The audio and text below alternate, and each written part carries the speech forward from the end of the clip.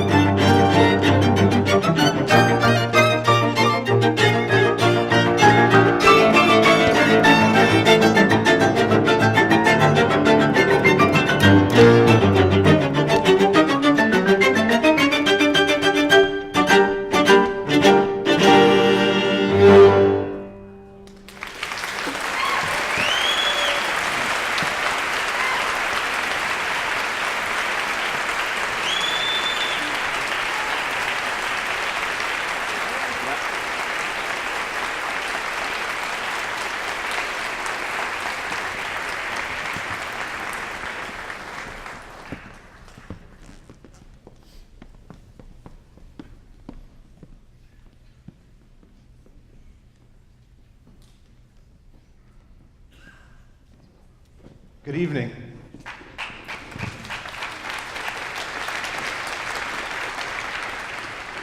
Thank you for coming, and thank you for the beautiful music. About 600 years ago, and about 6,000 miles away, these instruments were invented. They were invented because they had a voice that needed to be heard. And these musicians pulled that voice out for us tonight. And these musicians can go bring us to another place, and they can bring us to another time by recreating the artistry from back in those days. Or they can use their creativity today to make new pieces and new art and new feelings from us. Because these instruments and these musicians have a voice. I'm going to speak about these instruments in the context of science and bring it to some principles that I hope to then transfer into the neurophysiology of hearing. First, let me describe my voice, which seems a little selfish, but I only use it to contrast to the beauty of these voices. And I'll describe some dimensions of sound that are comparable. So first, we'll talk about pitch. This is a low pitch. This is a high pitch, and that's the closest I'll come to singing because that is not what you came here to do tonight. The way the pitch is created is vocal cords in my throat bang together. And they bang together in a special way. It's kind of splattery. And that splatter creates harmonics. Harmonics are echoes of the frequency with which my voice box vibrates. And when I shape my mouth to different shapes, I can create different sounds. So at one pitch, I can say the same things, but because of the way I shape my mouth, you hear the vowels. You hear the ah versus the e and the oo.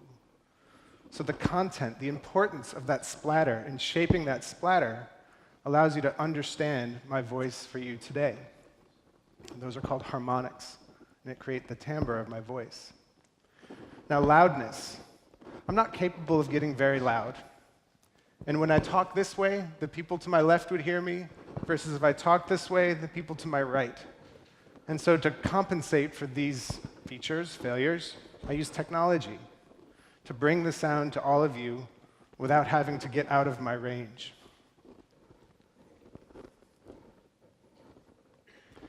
Now let's compare this to this instrument here, this beautiful instrument.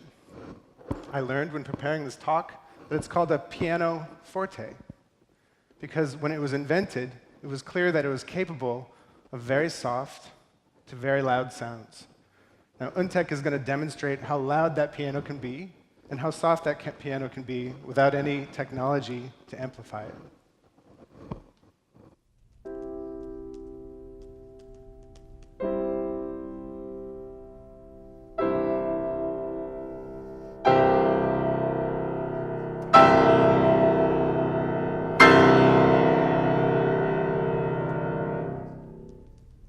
Thank you.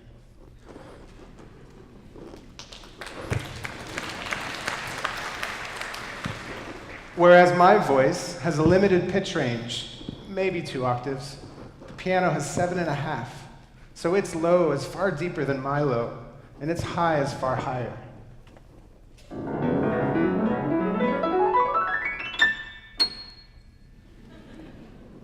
That sounds great. So I'm going to describe these sounds for you on axes, because I'm a scientist. But I'll use some nomenclature that musicians will certainly have familiarity with. So along the horizontal axis, the treble clef and the bass clef. Treble on the right, bass on the low. So if you'll follow this analogy along with me, so think of the low pitch on the left and the high pitch on the right. And loudness is the vertical axis. Piano at the low part, and forte at the high. And so on this grid, we'll paint our sounds. Now there's another dimension, and that's time. Because at every moment, there can be different signals. Different words from me, or different notes from Untek. Now I described the piano as being capable of quiet and loud, so the blue bar is very tall. But I told you that my voice is a bit more limited, so it doesn't go as tall as the piano does. And I described the piano as having a wide pitch range, and so the blue bar extends pretty far to the right, whereas my voice is stuck in the left. Now maybe if I had a different voice, a soprano, you could have something higher, or alto, but the idea here is I want to convey to you these axes on which we can paint that sound. Now this theater is beautiful. And I read a little bit about the history of this place. In the 1920s, this was built for vaudeville theater. And there was a pipe organ in the back. And there'd be a small orchestra here that would accompany what was happening on the stage. So the sound would need to come from the back and get to you in the front and be mixed with the people who are here. How does it do that? So if you look around you, you'll see that this place was built for a purpose. It was built for that. The curve of the ceiling coming down would funnel the sound down and onto us. And the walls here are shaped this way because if the sound coming out of the instrument would have been wasted, were it not for the fact that it could bounce off the wall and come to you. Even the angle of these seats is intentional, because if the angle is too sharp, you can lose some important frequencies to the whole signal, to the whole experience. So this theater is technology, and that technology allows us to enjoy this music from different times. And it didn't used to be that way, because music had to evolve with the technology of the halls. So imagine a cathedral with long hallways and massive granite or whatever they're marble walls. And so the echoes that the sounds would make were so long that the music had to be slow, the chants, the organs that slowly moved up and down. Because the echoes would get in a way with a signal if you tried to speak quickly there. So imagine a rap singer in a cathedral. It just wouldn't work. And the reason this is important is because sound going through air is actually kind of slow. I can hear my own echoes. And if I were to play it backwards, you'd really be emphasized. Our brain is trained to try to ignore them. But it's slow because the air molecules bang into each other, and then they bang into another set, and they bang into another set, and spread all around. So with distance, things also get quieter because the air molecules are so far apart, and they're slow. So what's less dense than air? Well, space. Because indeed, in space, there is no air, and so no one can hear you scream. Some of you probably remember that movie. And to go the other direction, into our oceans. Oceans are more dense. And so it's very easy for those molecules to bang into each other. And so they travel far and fast, which can create some problems of its own.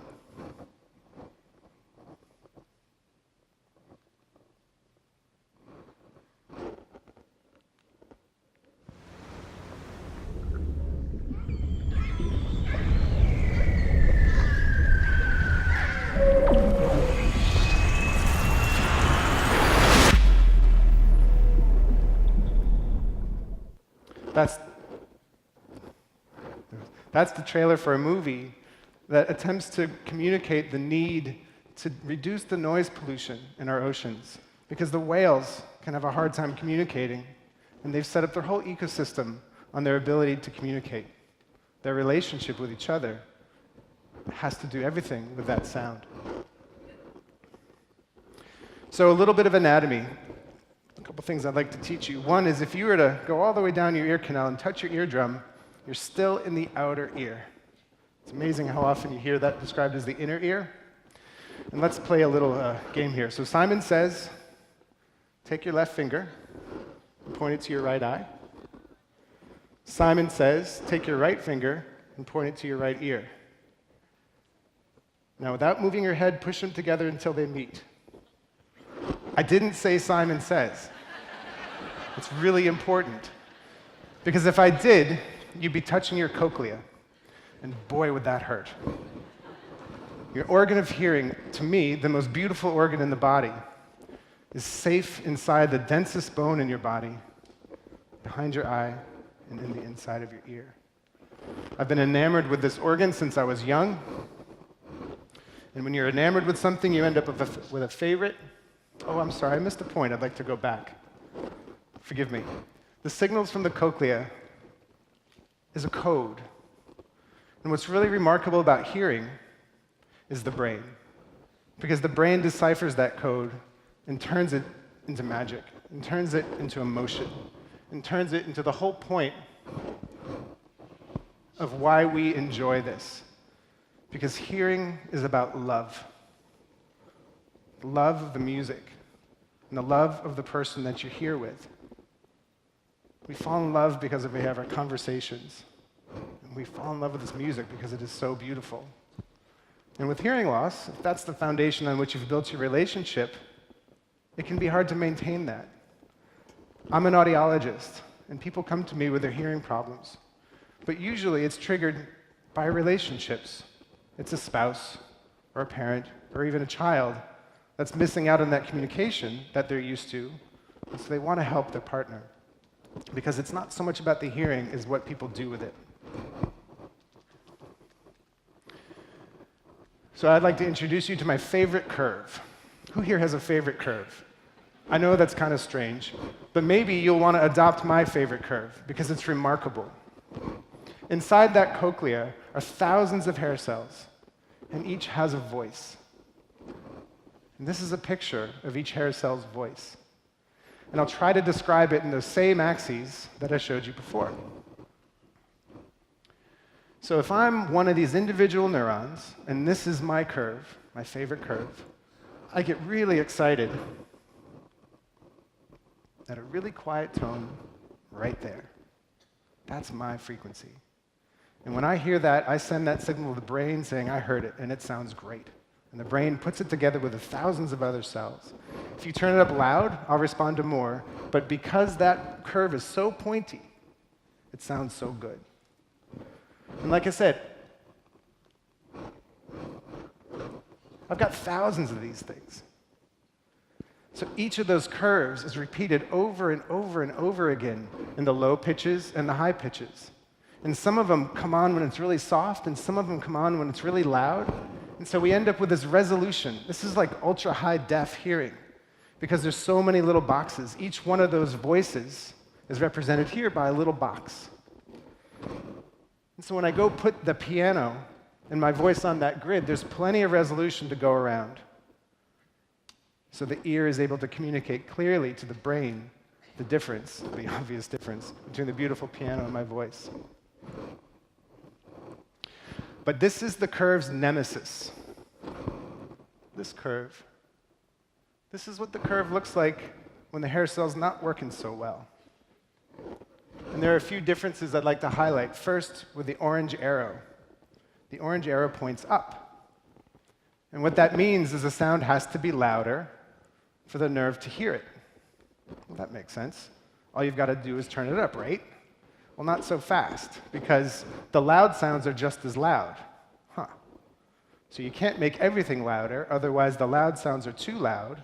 You have to only make the soft sounds louder, and that's tricky, because they often go together, soft sounds and loud sounds, like you heard in that beautiful musical piece. The other trouble here is it's slightly out of tune. That curve shifts a little bit to the left. And so my favorite frequency is now louder and somewhere else. But probably the most nefarious aspect of this nemesis is the width. I told you before how that neuron had its favorite frequency. And when that gets wide, it's almost like playing the piano with an oven mitt. It's unable to have the resolution that Untek has with the fingers. But there are technologies to help this. And what's also remarkable is that this doesn't happen the same way throughout the entire cochlea. It tends to be the case that your low frequencies sound better than your high frequencies. And so, if we overlay all those different curves, you can tell it's not going to be as resolute.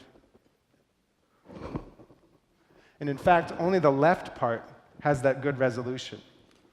So the left is high resolution, and that's demonstrated by little blocks, and the right is low res. That's kind of looking like with an old TV box that you've got to bang on to get the channel. So if we go back to that cartoon, and I were to play the sound to that characteristic hearing loss, I can only hear a corner of my voice, more of the piano because it extends more, but none of the harmonics. You wouldn't hear the difference between an ah and an oo. So this wouldn't sound good. You'd say, I hear you, but I don't understand you.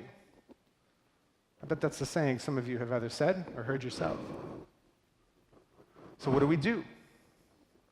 Well, in the part where there's still the good resolution, we turn it up in that special way, the way that only turns up the soft sounds but leaves the loud sounds alone. And on the right, that's a bit trickier. So we have a couple other tricks up our sleeve. I'd like to introduce you some technologies. And I was really lucky to be a part of inventing some of these technologies. First, on the left is an app you can download today. It's called Ear Machine. And what this does is it allows anyone to adjust the sound for those parameters I described, of better hearing in the low frequency, maybe not as good in the highs, and those parameters that control amplifying only the quiet, but leaving the highs alone. But why is it free? Well, it's free because it was a result of research that came from the NIH. Thank you. And it's also, I'm not sure how many people would buy it because it's pretty awkward to use. You got to be plugged in with headphones. Some phones don't even have headphone jacks anymore. And the microphone's on the phone itself, so you might hand it across the table. But the great thing about it is it sounds good. Some people use it when their hearing aids are broken. Some people use it to find out what hearing aids might sound like. Well, I was very lucky in my career because Bose bought that technology and put it in a set of headphones. So the headphones here are very special headphones. We called them hearphones because they help you hear better. Isn't that clever? So it's like a mashup of a hearing aid with all those same technologies that help you hear better, particularly in noisy places. And both of these are meant for self-service. And that's why they cost less. Now, hearing aids have another job to do. They try to be hidden because some people feel shame for some reason. They work pretty well, but they're designed to be acoustically customized and physically customized to perfectly fit that hearing loss.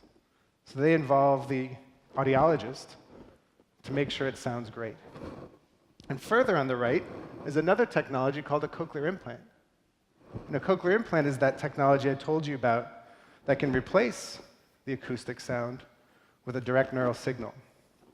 And that's why I label them across the top. A prosthetic is a device that helps your body do something, whereas a bionic is a device that replaces that function. The reason the bionic is so expensive is because it's a far more complicated device and also involves surgeons and hospitals. So people can find technologies across this entire range. The technology on the left is new. And my hope is that instead of people waiting a long time to get hearing help and start with the hearing aids, that they'll demand better hearing throughout their whole life. That will change the stigma of hearing loss rather than something that, I gotta do it and I've waited long enough that I have to. That it's more of I get to integrate better hearing into my lifestyle now.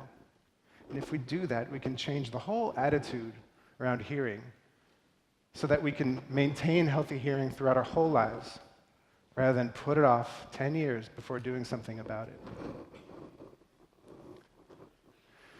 Now, I mentioned that amplification and presenting those sounds was the job of those devices, but microphones do a really good job as well. Now, we've got directional microphones right on our head. Sounds in front of us are louder than sounds behind us because they stick out, some more than others. And you can amplify that, I won't touch the microphone, by cupping your hand behind your ear. That's giving yourself better directional microphones. And if you look at a cat, you notice they're really good at it because they've got big ears that stick out. So technology does this too. And all of these products are multiple microphones that allow the device to listen where you're looking, to help reduce background noise behind you. And you can augment that with extra microphones that you could put near the TV or you could put near a speaker for your personal listening experience. Because there's nothing better than proximity for clarity. My voice is so clear because I'm right on top of this microphone, whereas if it wasn't, it might be harder to hear. Now, this theater is equipped with what's called an infrared assistive listening device. So somewhere up here is a light source that you can't see that's beaming a signal. And if you checked out one of the devices that's at the ticket office, it would receive that signal directly. So all of the acoustics, all of the person sitting next to you who might be making noise, you can tune them out and tune right into the microphone content of the theater. There's another technology called a hearing loop, a telecoil, that many places surround the audience with a wire that creates an inductive signal that many hearing devices can decipher, so you can tune straight into that. Every subway in DC is telecoil looped. Many theaters, many halls, all kinds of places have this technology. And that's to transmit that signal from knowing what metro stop you're at or the music that's at a theater. If you want your music that's from your phone, you can pair it with your products over Bluetooth. These are ways of improving the signal because of that width, that curve is so nefarious, the nemesis. The last point I want to make about hearing loss and music is you can really give your ears a boost by watching live music. Because when you see Untek push the keys, you then hear them better, you truly do. As juxtaposed to the other instruments, it helps your brain decipher all this information because you see the physical movement that creates the sound, and your brain is able to integrate that with the pieces you've heard and some of the pieces you've not heard. And so the choice of seeing live music and the choice of which music to see can have a huge impact on your ability to enjoy music. An orchestra with 50 instruments would be difficult to decipher with very fast music and all that could sound very complicated. And it's by no means to simplify the experience, but you can really enjoy the experience if you optimize the chance of hearing what you came to hear. Because, and as I'll close, it really is about the love of music. It's so beautiful. It literally transforms us. But also the love of the person you're sitting next to, because that does too. So thank you very much. I hope you enjoyed the science. We're going to go right into another musical piece. And good evening.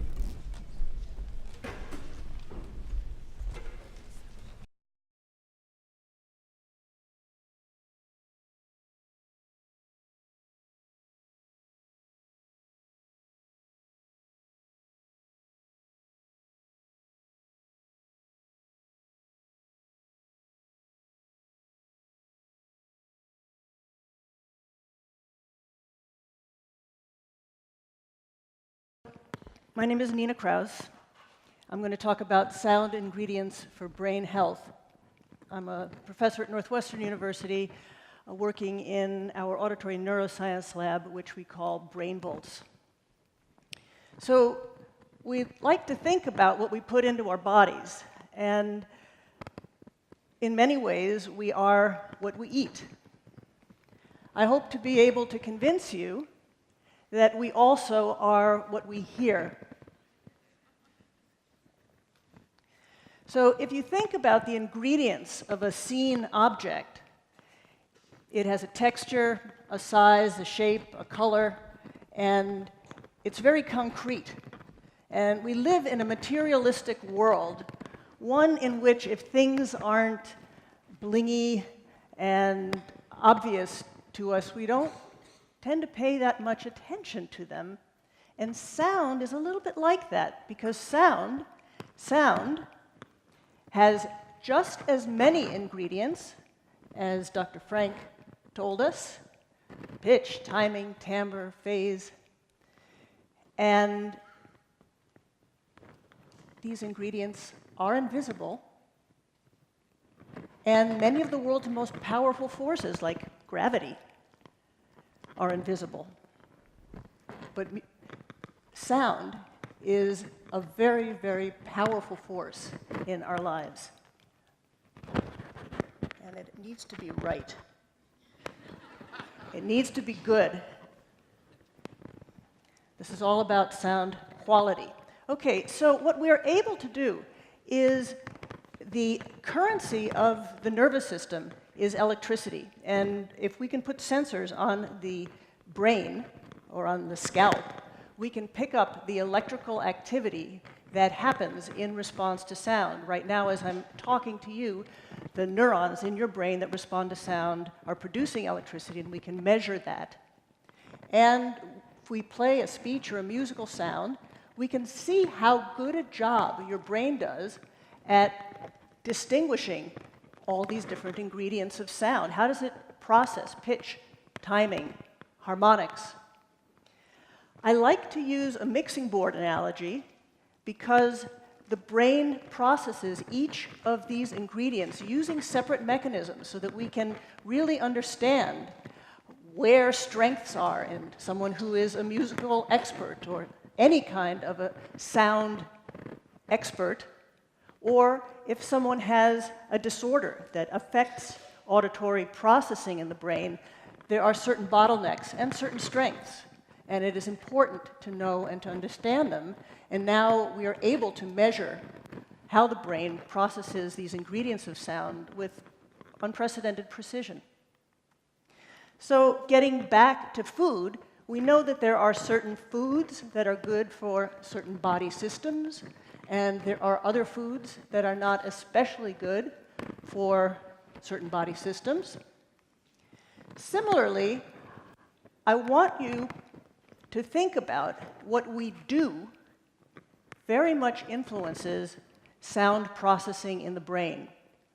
What we do influences how we are able to process the ingredients of sound, and our experience in sound shapes our brains.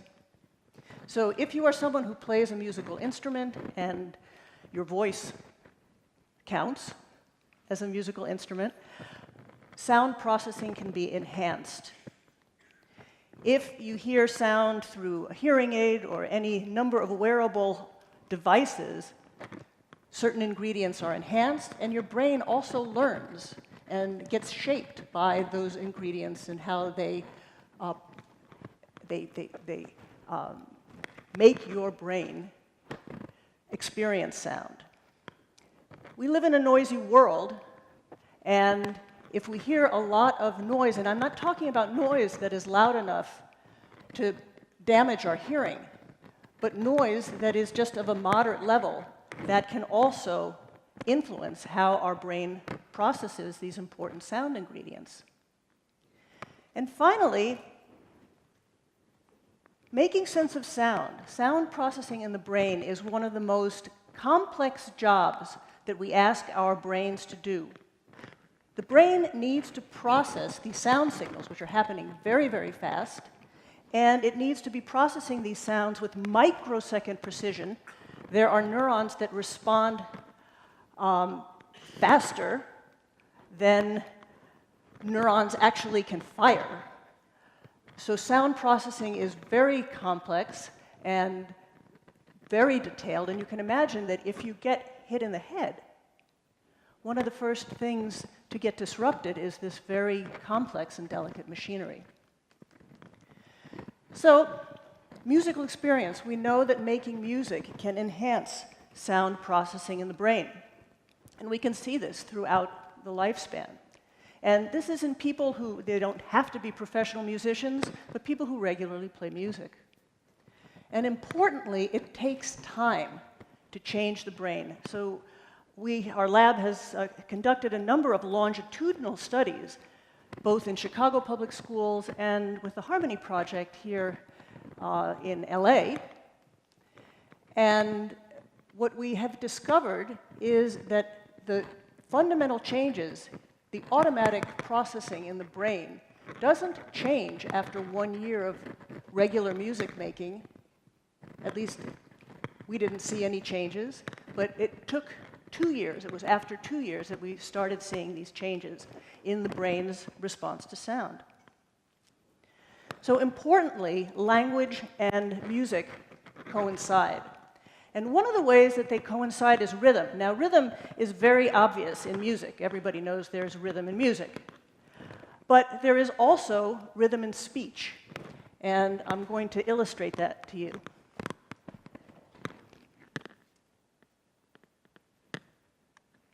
Mr. Walker, I am extraordinarily busy, sir. I just wanted to ask about the chocolate. The lifetime supply of chocolate for Charlie. Well, when does he get it? He doesn't. Why not? Because he broke the rules. What rule? We didn't see any rules, did we, Charlie? Wrong, sir. Wrong. Under Section 37B of the contract signed by him, it states quite clearly that all offers shall become null and void if, and you can read it for yourself in this photostatic copy, I, the undersigned, shall forfeit all rights, privileges, and licenses herein and herein contained, etc., etc., fax mentis incendium gloria culpum, etc., etc., memo bis punitor delicatum. It's all there, black and white, clear as crystal. You stole fizzy lifting drinks. You bumped into the ceiling, which now has to be washed and sterilized, so you get nothing. You lose. Good day, sir.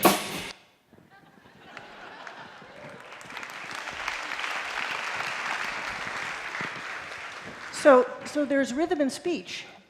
And it turns out that children who are very good at, for example, tapping along to a beat, also have better language skills. And what is lovely is that we can see this in the brain's response to sound. That red curve is the brain's response to the rhythm of sound. And we can see that it is the synchronizers, the kids who in fact can synchronize to a beat, whose brains automatically follow those rhythms, and they have better language skills. We also know that people who have excellent rhythm skills are better at making sense of sound in noisy, complex environments. Because again, there are rhythms in speech that one needs to make sense of.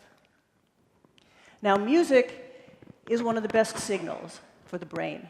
The brain loves music because it is regular, it has some regularities, and yet it also has a lot of surprises, so it's an interesting signal.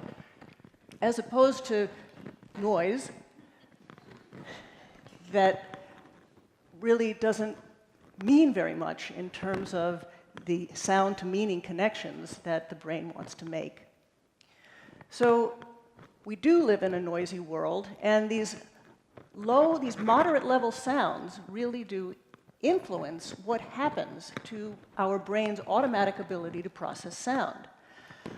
So, you know, the sound of a subway or of an air conditioner, these are considered safe from, they won't give you a hearing loss, but they will make your brain lose its precision of sound processing. And we know that the way in which the brain processes sound, again, as Dr. Frank mentioned, is that there are these beautiful curves, and they are arranged in an orderly and systematic way, kind of like a piano. And this happens throughout the brain. And animals that are reared with low-level noise have neurons and have nervous systems that have lost some of this beautiful tuning.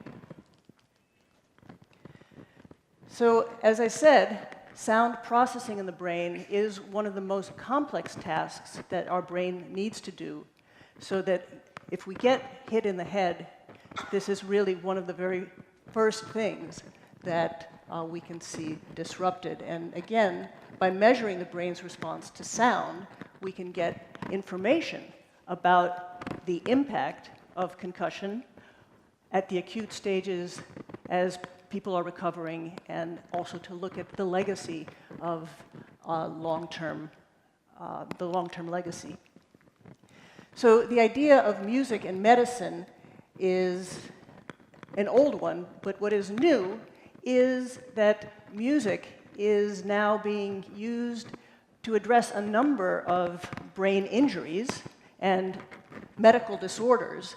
And this is an encouraging time for science, because really for the first time, the National Institutes of Health have expressed an interest across their many institutes of funding research that helps us understand what it is that music does to us biologically, and what is the impact of musical experience and various diseases on the brain.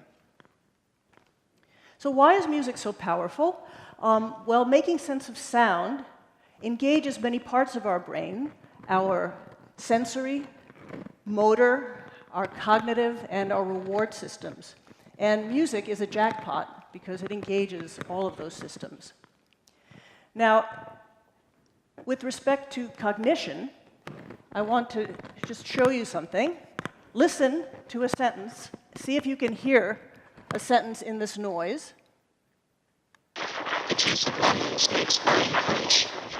Anybody here? Okay, now listen to, this is the actual sentence. The juice of lemons makes fine punch. Now you're going to hear the first sentence.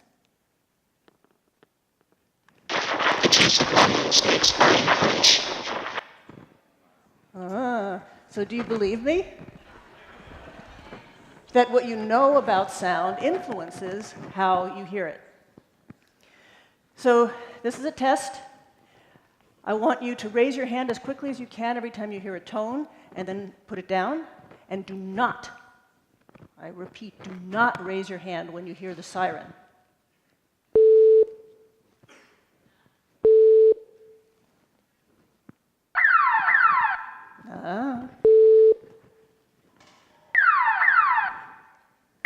Those are pretty good.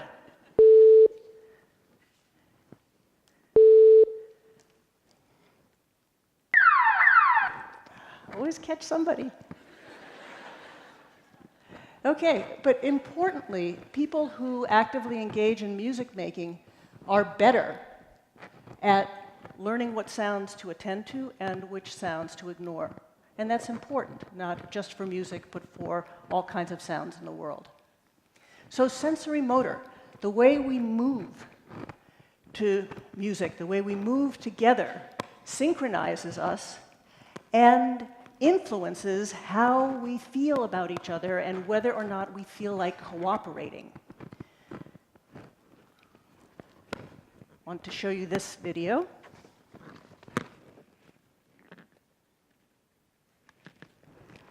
Here are two babies that are, baby that is getting bounced in sync with an experimenter. Let me put it right.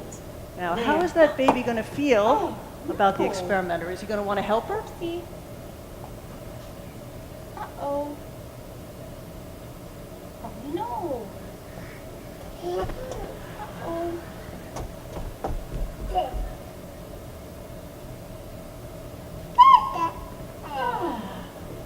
There.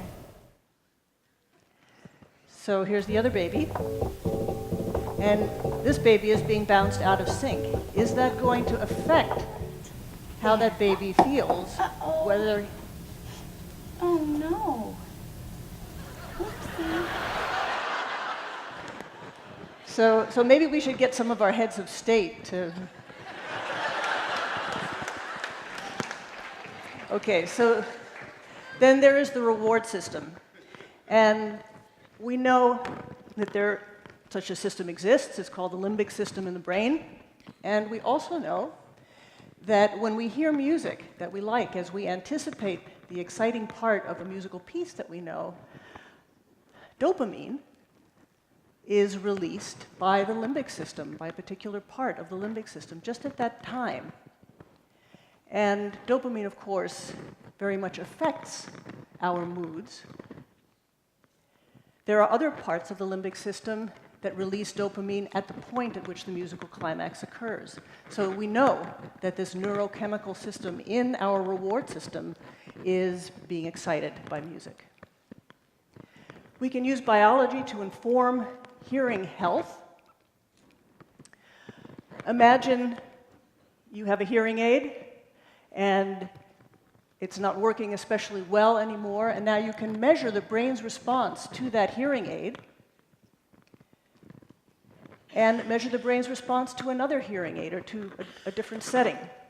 And you can compare and see, again, how these different ingredients might be processed, better or worse. And this can inform, I think, as we look towards the future, we can think about the hearing aid fitting and the development of all kinds of hearing devices is being informed by the biology, by what we know about how the brain responds to these different ingredients of sound. So biologically, we are what we do. And what we do very much influences how well our brain can process sound ingredients. Music making is certainly a thing that we can do that will enhance sound processing in the brain.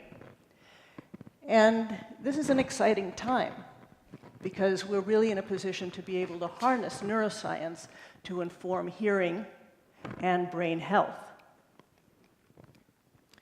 I invite you to visit our website to learn more about some of the work, but in particular, this advocacy link has the information about the influence of music and education on brain health, all in one place. So now, we're going to hear some brain blues. What is going to happen is that we will both hear the brain's response, how the brain responds to music, and we will be able to see that brain response. Now, how is that even possible? Imagine you have an instrument and it is producing sound, and that sound is being picked up by a microphone, and the job of a microphone is to transform the sound wave into electricity that then a speaker can play. Now, this little guy can listen to the sound coming out of the speaker, and his brain transforms the sound wave into the currency of the nervous system, which is electricity, and we can measure the brain's response, and we can play it out through a speaker. Now, notice that the sound wave and the brain wave physically resemble each other, and here is the sound wave, here is the brain wave. This is my favorite.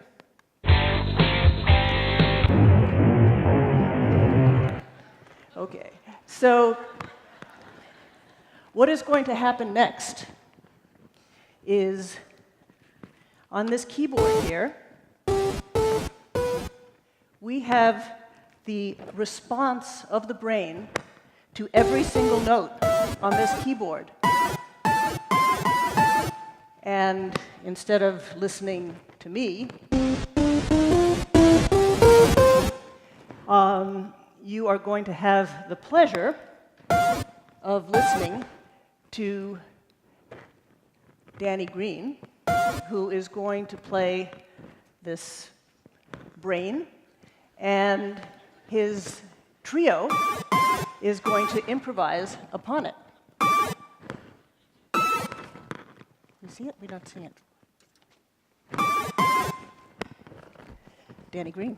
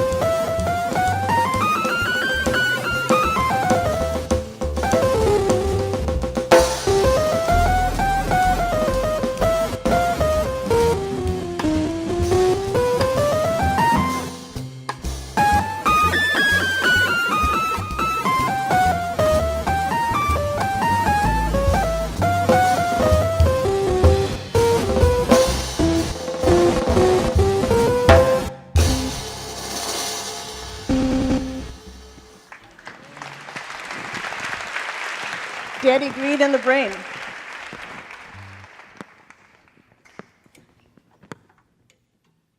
Thank you very much. Thank you.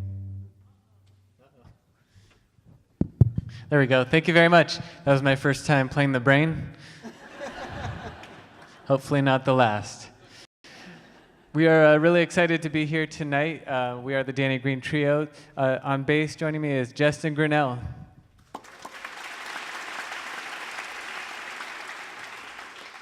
And on drums, Julian Cantel. And tonight we're going to play a composition of mine. This is called When Opportunity Knocks. And it's a piece where I combine two of my passions, classical music and jazz. So I hope you enjoy it.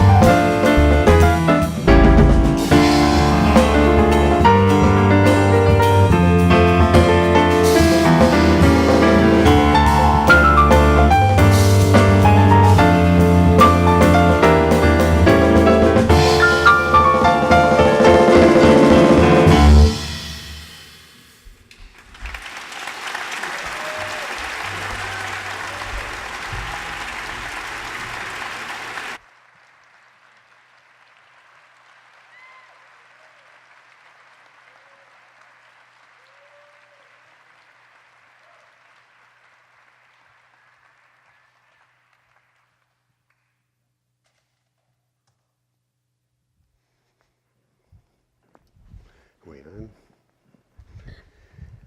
Hello, everybody.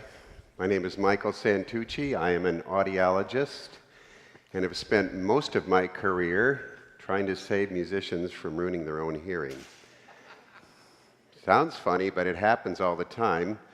The company is called Symphonics, and we design strategies and devices for musicians to keep their hearing intact.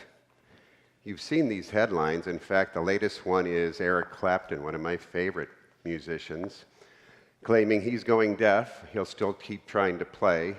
Brian Johnson from AC/DC recently, in the last year, had to go off the road because his hearing is so bad, and Phil Collins ends his career because of hearing. These are things I don't want to see happening, but it's going on. Why is it? Well, concert sound systems are really getting bigger and larger because the venues are getting bigger and larger. If you look at some of these venues, the systems have to be so large to get these crowds in stadiums, football stadiums, arenas. These are not meant for music. This hall is designed for music, like Kevin said, but the United Center in Chicago, where the Bulls play, is not designed for music. So we put up these big sound systems to try and reinforce the room so everybody in the audience can enjoy the show. But the problem is the musicians are behind that system, and it doesn't sound that great. In fact, it's very muddy and loud, and it interferes with their ability to hear their own instrument. And it's pretty scary. You can ask any musician, coming up here and not being able to hear what you're doing is frightening. So what do? Well, they have these floor wedges. In fact, there's some up here. You see one there next to the drummer and one next to the piano player. And they face up at you so you can hear. And in each of those boxes, they put an individual mix for what you want to hear. And it seems to solve the problem of being able to hear, but the problem is there's so much competition. The crowd noise, the back of the PA, and of course the drummer. We have loudness wars going on up there. The drums alone, 105 decibels, just for a rock drummer average.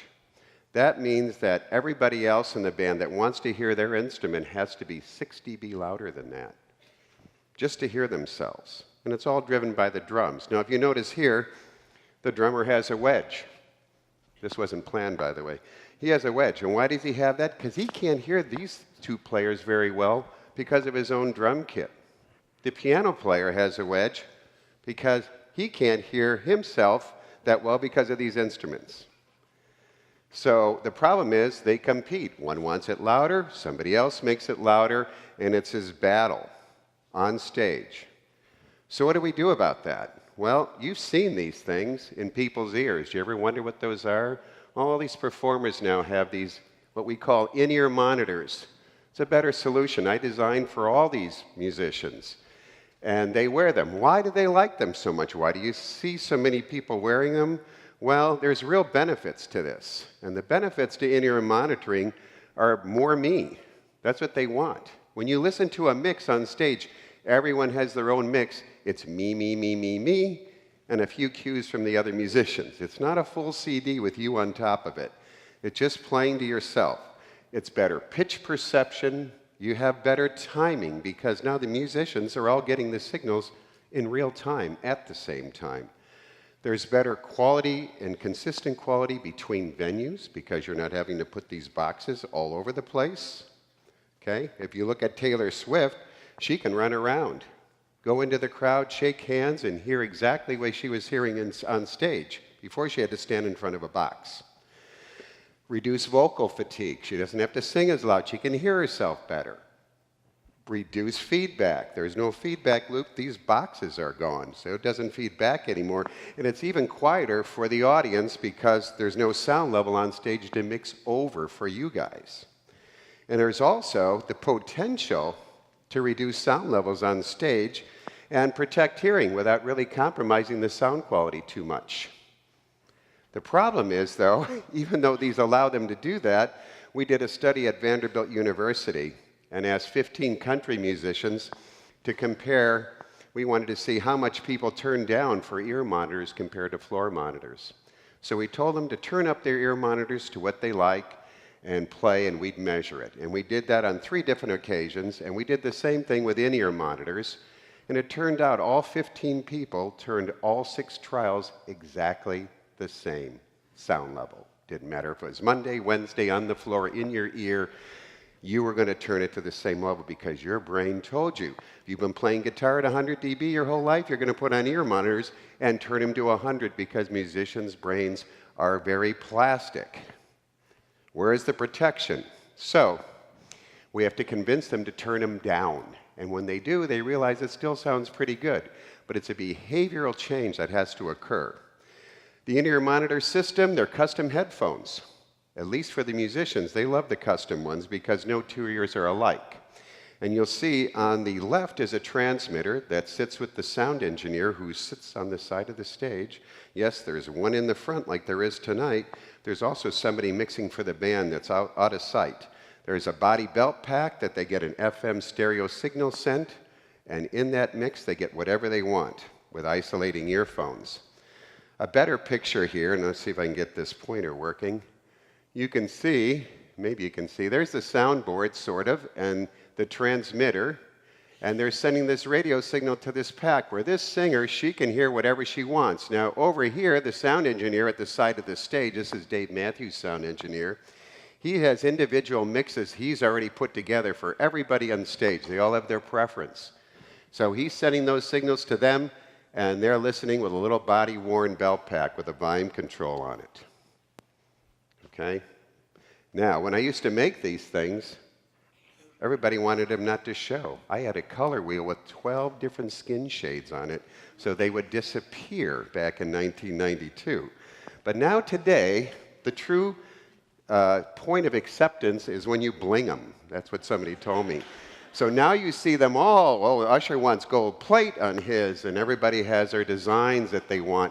They're going to show off their in-ear monitors. So now they become a badge of I've made it rather than, gee, I don't want him to show. What does that mean for you? Because it really kind of applies to personal audio as well. I always say to my high-def audiophiles, if your hearing's low-def, it doesn't matter how high-def the recording is. You have to have high-def hearing to enjoy high-def audio. The World Health Organization, who I work with, they only come into play when there's a pandemic. And they're predicting over 1 billion young people will lose hearing in the next 15 years. And a good part of that is because of these little devices that we listen to with earphones. I'm sure many of you listen to earphones with those devices. So what earphones are safest and best for portable listening devices? Now remember, we're thinking signal-to-noise ratio only. I'm not judging earphones on sound quality or anything else. It's just that isolation affords you the ability to separate the noise and not have to turn it up as loud. Of course, you still have to turn on the volume, just like the musicians do. So you all recognize these buds. We did some research. They take away about 2 decibels. My Pro Audio ones take away 31 decibels. So this is designed for an open ear. There's vents in it to keep the diaphragm moving, but it doesn't block out much. Sounds great, but it's good for quiet. When you're in noisy places, you're going to turn it up too loud to hear it. The same with these lightweight, non-isolating earphones. Again, safest in quiet. You recognize some of these. I try to keep the names away to protect the innocent, but this is noise-canceling headphones. They're great. And then a combination noise-canceling headphone and insert earphone that blocks more sound out. So we have now earphones that are attempting to get rid of some of the ambient noise around you. And of course, the most effective are insert earbuds. Although I've read people telling you that the deeper it goes in, the less safe it is, that is not true. And in fact, we get the greatest point of isolation way down into the second bend of your ear canal. So deep insertion headphones really block out the most sound, which means you can turn it down without worrying about ruining your hearing. Here we go. On the left and on the right are 2 different styles of earphones. They're all good, but the ones on the right I would try to use when it's not noisy if you care about your hearing. There is also, by the way, for those of you that go to a lot of concerts, if you do, there's high-fidelity hearing protection. We make it for musicians. In fact, a lot of these players here have custom hearing protection. So the custom ones come with filters, there's an electronic device, and over there on the top left are generics that are only about 12 bucks a pair, but they sound darn good. So I advise you to try and look into those if you go to see shows. My conclusions are there are going to be more things put in your ear than you can even imagine. There's a lot of hearables coming out, things that take your temperature, that take your heart rate, that'll tell you what language somebody's speaking, and they're all going to go in your ear. And so I can tell you that you want to get something that blocks out and creates a good signal-to-noise ratio when you're wearing something. Second, wear those high-fidelity plugs when you're around loud music. Keep your hearing intact, and try and get regular hearing evaluations. So protect your ears. I love my hearing. I hope you guys do too. Thank you very much. I also want to introduce our next trio. It's percussionists Jason Ginner, James Botan, and Sean Dahlgren, playing Liftoff by Russ Peck.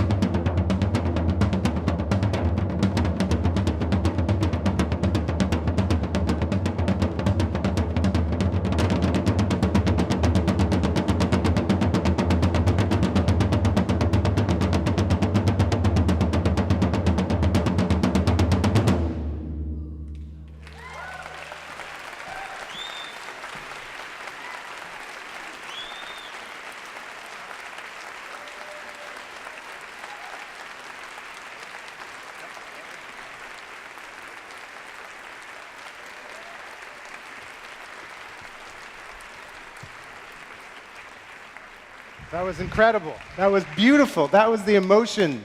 This is what it's all about, the passion that they made. Listen, a few quick announcements of gratitude. Mainly Mozart, the Danny Green Trio, the percussionists, the ARO that put this together, Bart Ziegler, without whom this wouldn't have happened.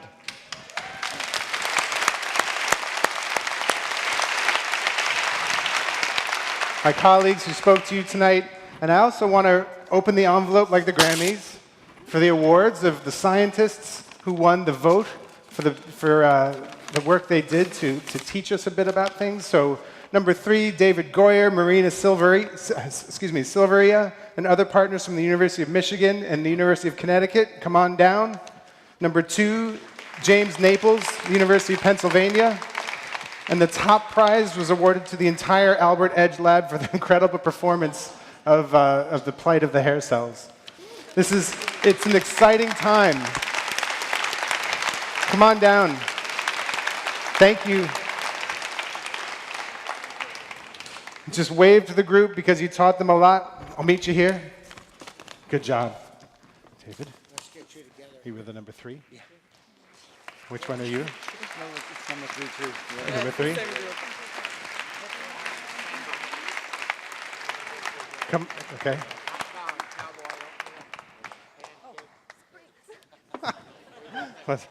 Great.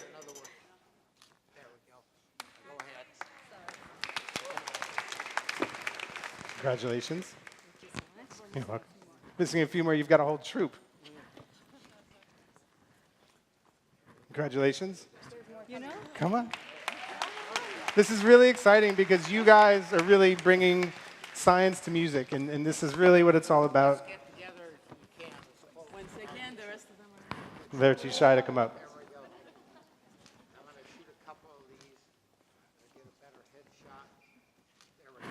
All right, great. And you're welcome.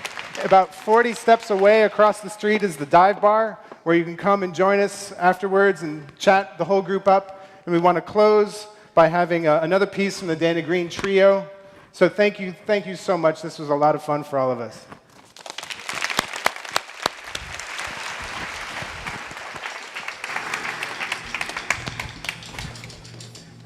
Thank you very much.